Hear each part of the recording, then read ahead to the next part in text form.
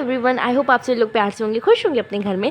आज की डेट है 21 और मैं आज ये वीडियो जल्द से जल्द अपलोड करने की कोशिश करूँगी सो दैट तुम लोग भी अपना डे अच्छे से बना पाओ, अपना पूरा डे प्लान कर पाओ, थोड़ा बहुत जो तुम लोग को आइडिया चाहिए इसमें से तुम ले सको। ठीक है। अभी मैं बता दूँ कि पीएचई का पेपर कैसा गया, फिजिक्स का पेपर कैसा गया। उससे हमें एक चीज़ तो पता चल गई कि सीबीएसई एमसीक्यू पे ज़्यादा ध्यान दे रही है। एमसीक्यू बहुत ज़्यादा ट्रिकी बन रहे हैं, ईजिली हमें आंसर उसके नहीं मिल रहे हैं। ठीक है, मतलब वो बहुत ही ज़्यादा हमें इस पर ध्यान देने की ज़रूरत है।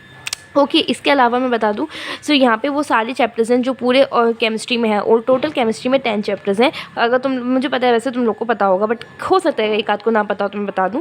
उसके अलावा ये यहाँ पे जो सर्कल कर रखा है ये मैंने वेटेज है इन सारे चैप्टर्सों का, और ये टोटल में वेटेज है पूरे ऑर्गेनिक का। ठीक है।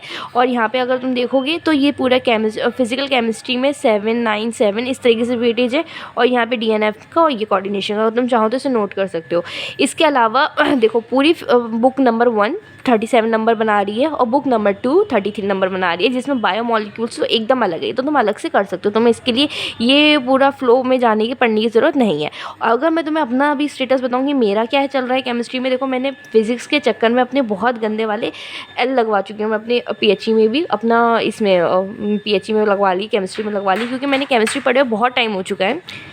मैंने पीएचई फिज़िक्स उनके वजह से बहुत अच्छे से केमिस्ट्री नहीं पढ़ी थी। मैंने केमिस्ट्री को अच्छे से डिच करा है, क्योंकि मुझे पूरा ध्यान देना था अपने फिजिक्स पे। ठीक है। और अब पेपर जैसा भी है, फिजिक्स का मत सोचो उसके बारे में, प्लीज़ भूल जाओ। अब ध्यान देखो केमिस्ट्री पे, अपना ध्यान दो, बायो पे जिसका मैथ्स है उस पर ध्यान दो, और इंग्लिश पे ध्यान दो। अब देखो एक सब्जेक्ट खराब किया कोई बात नहीं, हमारे पास अभी 3 बचे हैं, और 3 से ज़्यादा जिनके उनको उस पर ध्यान देना चाहिए।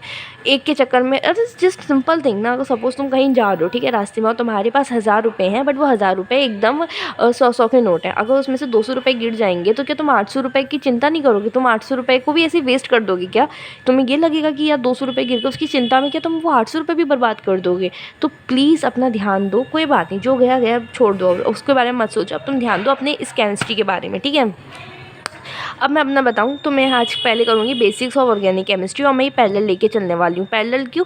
क्योंकि देखो हेलो एल्केन और ये सब में ना, इनका मेरी काफ़ी चीज़ें जो मैं आगे बताने वाली हूँ, उसके लिए बहुत ज़्यादा हमें लिख के प्रैक्टिस करने की ज़रूरत है। और अगर हाँ हमारे पास 7 डेज़ हैं, बट प्लीज़ मुझे इतना तो आइडिया लग गया फिजिक्स में कि लास्ट के जो 2 दिन होते हैं ना, उसमें कुछ भी नया पढ़ लो, कुछ ध्यान नहीं रहेगा, फालतू में जो पढ़ा लिखा है वो भी गवा दूँगी। इसलिए मुझे जितना भी पढ़ना है ये स्टार्टिंग के 5 दिन में ही कवर करना है।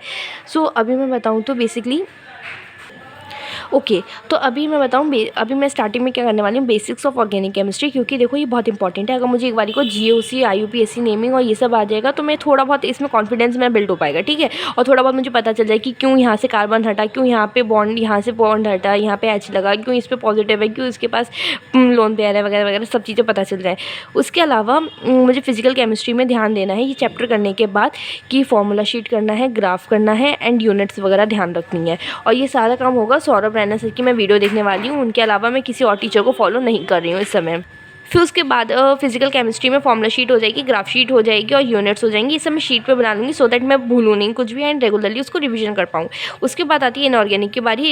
इनऑर्गेनिक में हमें ध्यान रखना है रिएक्शंस, क्योंकि डीएनएफ चैप्टर में भी रिएक्शंस काफ़ी ज़्यादा हैं। पीवाईक्यूज़ वगैरह उसमें काफ़ी रिपीट होते हैं, क्योंकि उसमें ऐसा कुछ न्यू कंटेंट है नहीं, कुछ न्यू बना नहीं सकते वो। उसके अलावा रीज़न बेस्ड क्वेश्चन काफ़ी क्वेश्चन आते हैं, ऐसे कि ये चीज़ ऐसे क्यों हुई, या कुछ भी बहुत सारी चीज़ें होती हैं उसमें, कि जैसे ट्रांजिशन एलिमेंट्स ऐसे क्यों हैं, और ये इसकी मतलब बॉइलिंग पॉइंट कम है, इसका मेल्टिंग पॉइंट ज़्यादा है, ये सब वगैरह बहुत सारे क्वेश्चन होते हैं। तो इसलिए हमारे पीवाईक्यूज़ इसमें बहुत इंपॉर्टेंट है। रिएक्शंस इसकी काफ़ी बेकार हैं, तो वो मुझे ज़्यादा लिख के प्रैक्टिस करनी पड़ेगी। इसके अलावा आता है हमारा ऑर्गेनिक केमिस्ट्री। ऑर्गेनिक केमिस्ट्री में बताऊँ तो मैं ये चीज़ें हैं जो हमें फॉलो करनी है। पहले organic reagent, flow chart, name, reaction mechanism और डिस्टिंग्विश टेस्ट, ये सारी चीज़ें ऐसी फ्लो में चलनी चाहिए, क्योंकि इन सब में से क्वेश्चंस रिपीट होते हैं और यही बनते हैं एक्चुअल में।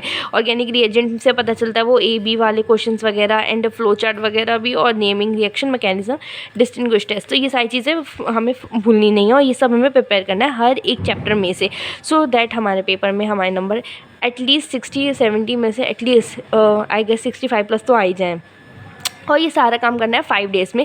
पैटर्न क्या है मेरा, solution chapter, electrochemistry, chemical kinetics, ये पढ़ने हैं, एंड देन ये पैरेलली चलना है।